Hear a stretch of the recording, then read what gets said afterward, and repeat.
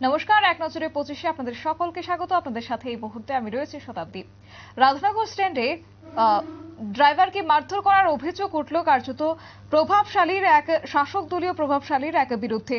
রবিবার এই অভিযোগে মুখ্যমন্ত্রীর বাড়ির সামনে বিক্ষোভ প্রদর্শন করে বিএমএস রাধানগর স্ট্যান্ডের চালক ও সহচালকরা। পরে মুখ্যমন্ত্রীর সাথে দেখা করার আশ্বাস পেয়ে অবরোধ তুলে নেয় বিক্ষোভকারীরা। তবে 5 সদস্যদের প্রতিনিধি দল মুখ্যমন্ত্রীর সাথে দেখা করতে পারেনি, যার কারণে রাধানগর স্ট্যান্ডের চালক ও সহচালকদের মধ্যে তৈরি হয় বিক্ষোভ।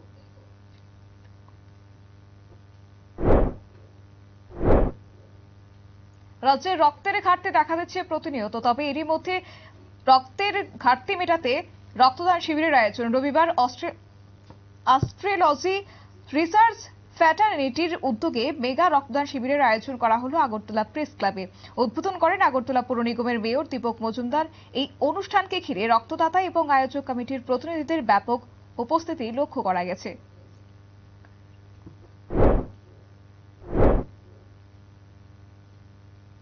রাজ্য সরকারের গঠিত স্মার্ট সিটি এবার বর্তমানে আলট্রা মডার্ন স্মার্ট হয়ে গেছে, যার কারণে ব্যক্তি স্বাধীনতার আস্ফালন চলছে প্রতিটি জায়গায়। এমনই অভিযোগ রাধানগর পরিচালক অসীম কুমার দাসের বিরুদ্ধে। গত কয়েক মাস ধরে ফ্রেন্ডের অভ্যন্তরেই বাথরুম ভেঙে দোকান ভাড়া এবং এক সরকারি জলের ট্যাঙ্ক ভেঙে গাড়ির সার্ভিস সেন্টার তৈরি করে নিয়েছেন অসীম বাবু। অসীম কুমার দাসের এই অসীম ক্ষমতার প্রতিদিন শারীরিকভাবে লাঞ্ছিত হচ্ছে বাস স্ট্যান্ডের অভ্যন্তরে বাস চালক থেকে শুরু করে সহচালকরা। এই অভিযোগে রবিবার রাধানগর থেকে সমস্ত গাড়ি চলাচল বন্ধ রাখল শ্রমিক সংগঠন, যার কারণে যাত্রীদের দুর্ভোগ হতে হলো ছুটির দিনে। পরে সাংবাদিকদের সামনে দীর্ঘদিনের অভিযোগ এবং ক্ষোভ উগরে দিলেন গাড়ির মালিকরা।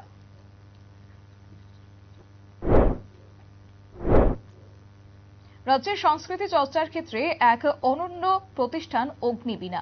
কার্যত বিদ্রোহী কবি কাজী নজরুল ইসলামের বিখ্যাত গ্রন্থের নাম অনুসারী যাত্রা শুরু হয়েছিল এই অগ্নিবীণার।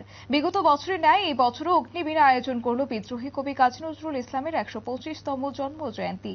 এবং এই জন্ম জয়ন্তীকে সামনে রেখে নানা অনুষ্ঠানের আয়োজন রবীন্দ্র ভবন, শতবার্ষিকী ভবনে, এবং এরই অঙ্গ হিসেবে আয়োজিত হয় আবৃত্তি, সঙ্গীত, নৃত্য সহ একাধিক অনুষ্ঠান। সারাদিনব্যাপী এই অনুষ্ঠানে অংশ নেন রাজধানীর বিভিন্ন প্রান্তের শিল্পী গোষ্ঠী সহ প্রখ্যাত শিল্পীরা।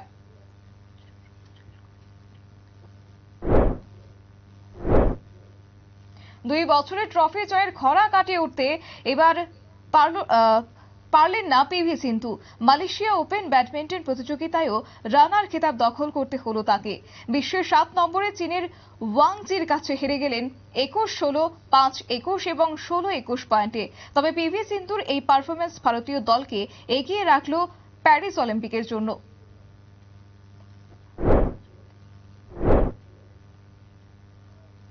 পানের বাগানে কাজ করতে গিয়ে এবার গুলিবিদ্ধ হলেন শান্তি থাং মলসম নামের এক ব্যক্তি। তবে ঘটনা ধলাই জেলার ধানছড়া এলাকায়। তবে কি কারণে গুলিবিদ্ধ হলেন শান্তি থাং মলসম সে বিষয়ে কিছুই বলতে পারেননি তিনি। এদিকে রক্তাক্ত শান্তি থাংকে প্রথমে ধলাই জেলা এবং পরবর্তী সময়ে জিবি হাসপাতালে নিয়ে আসা হয়। তবে এই ক্ষেত্রে নানা মহলে প্রশ্ন। রাজ্যে বর্তমানে বেআইনি অস্ত্র অবাধে প্রবেশ করছে, যার কারণে সাধারণ মানুষের জীবন একেবারেই বিপন্ন।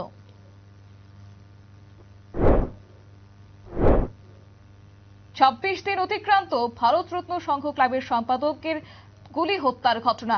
তবে এই মুহূর্তে এখনো শূন্য হাতে পুলিশ প্রশাসন। গ্রেফতার করতে পারেনি ভারতরত্ন সংঘের সম্পাদক দুর্গা প্রসন্ন দেব ওরফে ভিকি হত্যাকাণ্ডের মূল মাস্টার মাইন্ড রাজু বর্মনকে, যার কারণে রবিবার মূল অভিযুক্তকে গ্রেফতার ও দৃষ্টান্তমূলক শাস্তির দাবিতে মৌন মিছিল সংঘটিত হল ভারতরত্ন সংঘ এলাকায়। সংকেত নবনিযুক্ত সম্পাদক চন্দন চক্রবর্তী এলাকার মানুষ মৌন মিছিল থেকে আওয়াজ তুললেন অতি দ্রুত গ্রেফতার করতে হবে সমাজ বিরোধী ও হত্যাকাণ্ডে মূল অভিযুক্ত রাজু বর্মনকে।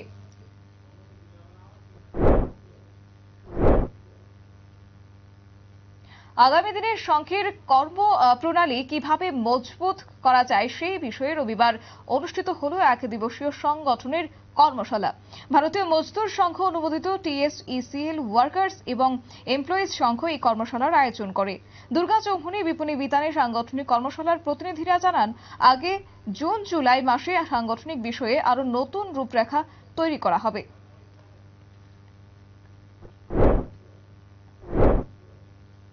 তাপমাত্রা প্রতিদিন দীর্ঘায়িত হচ্ছে এবং প্রতিনিয়ত বাড়ছে পারদ। ঠান্ডা পানীয় বিক্রি অনেকটাই বৃদ্ধি পেয়েছে শহর জুড়ে। ডাব এবং আইসক্রিমের সাথে এবার দেখা গেল আরো একটি ঠান্ডা পানীয়। এবার বাজারে আসতে শুরু করলো তাল। গরম পড়তে না পড়তেই কাঁচা তালের বিক্রি অনেকটাই বেড়ে গেল। চাহিদাও বেড়েছে অনেকটাই। আম, কাঁঠাল, লিচু, আনারসের পাশাপাশি এবার কাঁচা তালের ডাব খেতে আগ্রহ দেখালো রাজ্যের মানুষ। তবে বিগত দিনের তুলনায় এই বছর তাপমাত্রা অনেকটাই বেশি হওয়ার কারণে চেষ্টা মেটাতে এবার মানুষ ভিড় জমাচ্ছেন রাস্তার মোড়ে।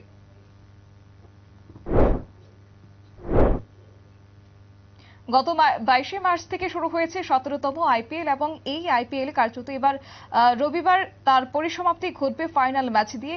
আসরে 74তম ম্যাচে ফাইনাল প্রতিদ্বন্দ্বিতা করবে সানরাইজার্স হায়দ্রাবাদ এবং কলকাতা নাইট রাইডার্স। তার আগে এবারের পরিসংখ্যানে ব্যাটিং শীর্ষে এখনো বিরাট কোহলি, তার সংগৃহীত রান 741। অন্যদিকে বোলিং শীর্ষে হর্ষল প্যাটেল এবং মোট উইকেট 24টি। তাছাড়া এই বছর এই আসরের ফাইনালে আগ পর্যন্ত শতরান হয়েছে 14টি, অর্ধশতরান 127টি এবং বাউন্ডারি হয়েছে 2156টি এবং ওভারে বাউন্ডারি হয়েছে 1251টি। তবে রবিবার ফাইনাল ম্যাচের পরই জানা যাবে চূড়ান্ত পরিসংখ্যান।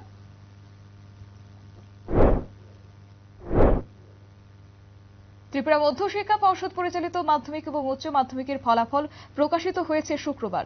পর্ষদের তরফ থেকে এই বছর মেধা তালিকা প্রকাশ না হলেও প্রাথমিকভাবে যে তালিকা প্রকাশিত হয়েছে তাতে উদয়পুর রমেশ ইংরেজি মাধ্যম স্কুলের ছাত্রী তৃষা 94.2 নম্বর পেয়েছে। সাধারণ ঘরের এই ছাত্রী আগামী শিক্ষার বাধা হয়ে দাঁড়িয়েছে আর্থিক অসচ্ছলতা।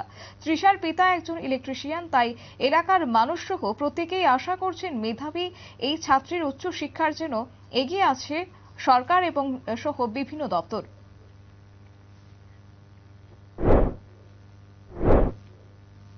ধর্মনগর রেল লাইনে 42 নম্বর পিলারের কাছে মিলল একটি অজ্ঞাত পরিচয় মৃতদেহ। রবিবার ভোররাতে মৃতদেহ নজরে আসে রেল পুলিশ কর্মীদের এবং আনুমানিক 50 বছরের ব্যক্তির মৃতদেহটি বর্তমানে ধর্মনগর জেলা হাসপাতালের মর্গে রয়েছে। রেল পুলিশ এবং ধর্মনগর থানার পুলিশ মৃত ব্যক্তির পরিচয় জানার জন্য অভিযান শুরু করেছে।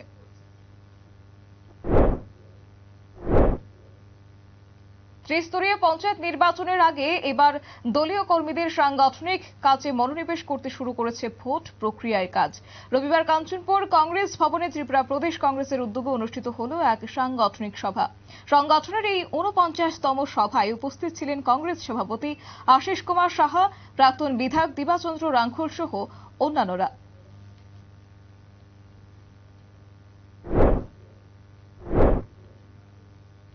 আগ্রহ এবং পাশাপাশি দায়িত্ব পালনে আগ্রহ থাকলে এবার পুলিশ সবকিছুই করতে পারে, প্রমাণিত হলো রবিবার। গত কয়েকদিন ধরে বৃদ্ধি পেয়েছিল চুরির ঘটনা আমবাসা এলাকায়। শনিবার এইচডিএফসি ব্যাংক সংলগ্ন এলাকা থেকে চুরি গিয়েছিল একটি স্কুটি। আমবাসা থানার পুলিশ দ্রুত সিসিটিভির ফুটেজ খতিয়ে দেখে আমবাসা বাজার সংলগ্ন গৌরী শিশু বিহার অঙ্গনওয়াড়ি কেন্দ্র থেকে উদ্ধার করে চুরি যাওয়া স্কুটারটি। আটক করা হয় অভিযুক্ত চোর ফলেন্দ্র দেববর্মাকে। এদিকে সাধারণ মানুষের অভিযোগ, পুলিশ ধৃত ফলেন্দ্রকে জিজ্ঞাসাবাদ করলে এই মহকুমার বিভিন্ন চুরির সাথে যুক্ত কারা রয়েছে সন্ধান সংগ্রহ করতে পারবে বলে এলাকাবাসীদের অভিমত।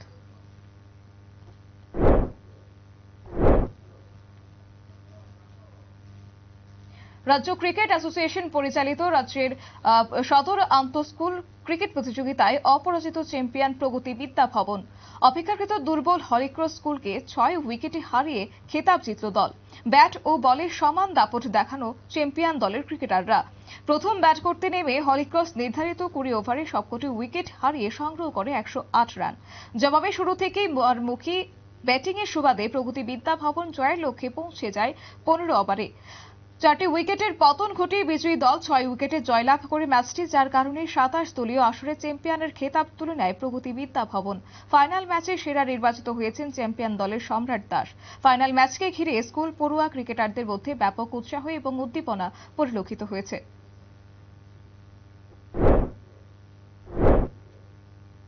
শুক্রবার প্রকাশিত হয়েছে ত্রিপুরা মধ্যশিক্ষা পর্ষদ পরিচালিত মাধ্যমিক এবং উচ্চ মাধ্যমিকের ফলাফল। প্রকাশিত ফলাফলের নম্বর সমূহ হাম্বার কুমার এবং শতাংশের উপর প্রাপ্ত নম্বরকারী ছাত্রছাত্রীদের সংবর্ধিত করল Tripura TET teachers welfare association. Kulai colony উচ্চ বিদ্যালয় এবং সংবর্ধনা প্রদান করা হয়েছে। এই বিদ্যালয়ে মাধ্যমিক পরীক্ষার 16 জন এবং দ্বাদশ পরীক্ষার 42 জন ছাত্রছাত্রীকে সংবর্ধিত করা হয়েছে। উপস্থিত ছিলেন সংগঠনের রাজ্য নেতৃত্ব বলরাম রায়, সৌরভ বিশ্বাস সহ অন্যান্যরা।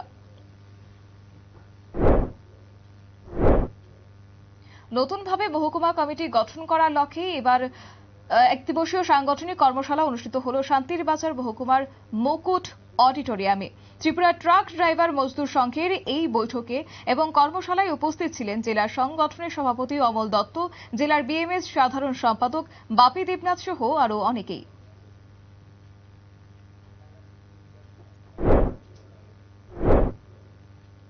তেলিয়ামুড়া থেকে শিলচরগামী রেলে উঠতে গিয়ে কার্যত বিপত্তি ঘটল এক রমণীর। এমন ঘটনার শিকার ফুলমতি সরকার নামের এক মহিলা। ঘটনা শনিবার তেলিয়ামুড়া ত্রিশাবাড়ি রেল স্টেশনে। প্রত্যক্ষদর্শী এবং এই কর্মী রক্তাক্ত মহিলাকে উদ্ধার করে হাসপাতালে নিয়ে যায়। তার মাথায় গুরুতর আঘাত হয়েছে বলে জানিয়েছেন চিকিৎসকরা।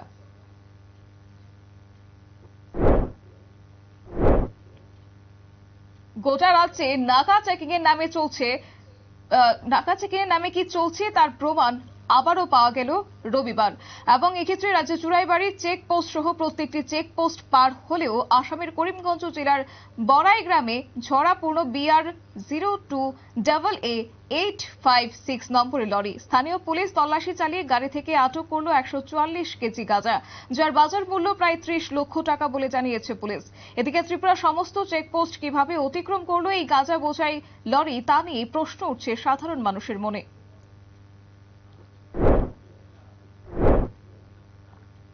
কালোবাজারি রোধ করতে এবার অভিযান শুরু করল রাজ্যের খাদ্য দপ্তর। বিশেষ করে অগ্নিমূল্য বৃদ্ধি করা এবং অবৈধ মজুত ভাঙা রোধ করার লক্ষ্যে প্রশাসনের এই অভিযান।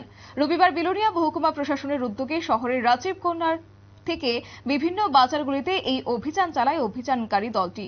পাশাপাশি অভিযানকারী দলটি লেবর সাইটদের উদ্দেশ্যে সতর্ক বার্তা প্রকাশ করে জানিয়ে দেয় কোনোভাবেই কালোবাজারে কিংবা অধিক মূল্য বৃদ্ধি বরদাস্ত করবে না প্রশাসন।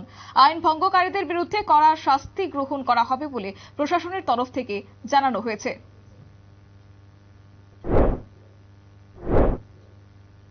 দুটি কুকুরকে বাঁচাতে গিয়ে দুর্ঘটনার কবলে পড়ল এক যাত্রীবাহী অটো। ঘটনা রবিবার সকালে মেলাঘর 5 মুক্তি এলাকায়, যার কারণে গাড়িটি রাস্তার পাশে উল্টে যায়। গাড়িতে থাকা 5 জন যাত্রী আহত হয়েছেন। আহতদের মেলাঘরে হাসপাতালে নিয়ে যাওয়া হলেও বুলটি মজুমদার এবং সুশান্ত বিশ্বাসের আঘাত গুরুতর হওয়ায় তাদের জিবি হাসপাতালে রেফার করে দেওয়া হয়েছে। কাকরাবন কিশোরগঞ্জের সুব্রত সরকারের বাড়িতে শনিবার রাতে ধরা পড়ে ঠাকুর ঘরের সামনে একটি কচ্ছপ। রবিবার সকালে পরিবারের লোক কচ্ছপটিকে স্নান করিয়ে কল্যাণ সাগরে ছেড়ে দেয়। তবে বর্তমানে নগরায়নের কারণে লুপ্ত হয়ে গেছে এই সমস্ত প্রাণীগুলো। তাদের সংরক্ষণের মধ্যে সুব্রত সরকার সহ তার পরিবারের লোক কল্যাণ সাগরে ছেড়ে দিয়েছেন এই কচ্ছপটিকে।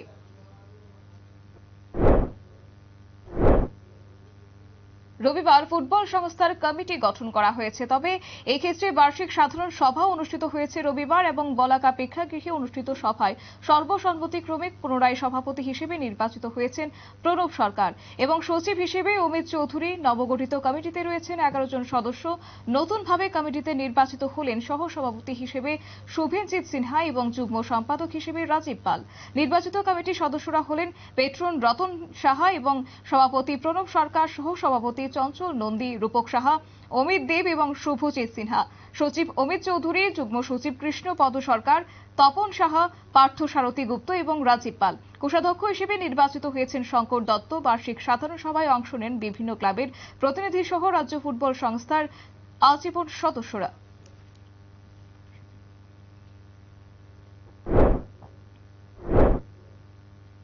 গত 22 জানুয়ারি উদ্বোধন হয়েছিল রাম মন্দির। অযোধ্যার রাম মন্দিরের উদ্বোধন হয়েছে এবং প্রাণ প্রতিষ্ঠা হয়েছিল রামলালার এদিনই। কিন্তু 4 মাসের মধ্যেই বড় সিদ্ধান্ত নিল রাম মন্দির কর্তৃপক্ষ। রাম জন্মভূমি তীর্থক্ষেত্রের ট্রাস্টের জেনারেল সচিব চম্পত রায় জানিয়ে দিলেন, এখন থেকে আর রাম মন্দিরে মোবাইল নিয়ে প্রবেশ করা যাবে না। মন্দিরের নিরাপত্তার কথা মাথায় রেখে এই সিদ্ধান্ত নিল মন্দির ট্রাস্ট। তবে মন্দিরে প্রবেশের আগে সমস্ত দর্শনার্থী এবং ভক্তদের মূল্যবান জিনিস রাখার জন্য মন্দিরে তৈরি হয়েছে ক্লোক রুম।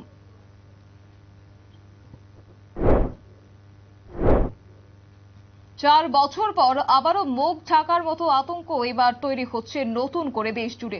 যদিও নির্দেশিকা বা সতর্কতা জারি করেনি ভারতীয় স্বাস্থ্য মন্ত্রক, তবে ইতিমধ্যেই মুখ ঢাকা পড়েছে সিঙ্গাপুরে। আবারও ধীরে ধীরে মাথা চাড়া দিচ্ছে কোভিড আতঙ্ক। বর্তমানে সিঙ্গাপুরে এই মাত্রা অনেকটাই বৃদ্ধি পেয়েছে বলে খবর। ভারতীয় চিকিৎসকদের অভিমত, আগামী কিছুদিনের মধ্যেই সেই আবহাওয়া পরিবর্তন হতে পারে ভারতে, যার কারণে সতর্ক থাকার নির্দেশিকাও আসতে শুরু করেছে বলে বিভিন্ন মহলের খবর। চিকিৎসকদের অভিমত, কোভিডের নতুন ভেরিয়েন্ট ফ্ল্যান্ট গোটা দেশে 300 জনের শরীরে ধরা পড়েছে ফ্ল্যান্ট, এবং যার মধ্যে 36 জন বাংলায় এবং 150 জন মহারাষ্ট্রে, যার কারণে প্রত্যেককে সতর্ক থাকার নির্দেশিকা জারি করার পথে স্বাস্থ্য মন্ত্রক ইতিমধ্যেই, সূত্রের খবর।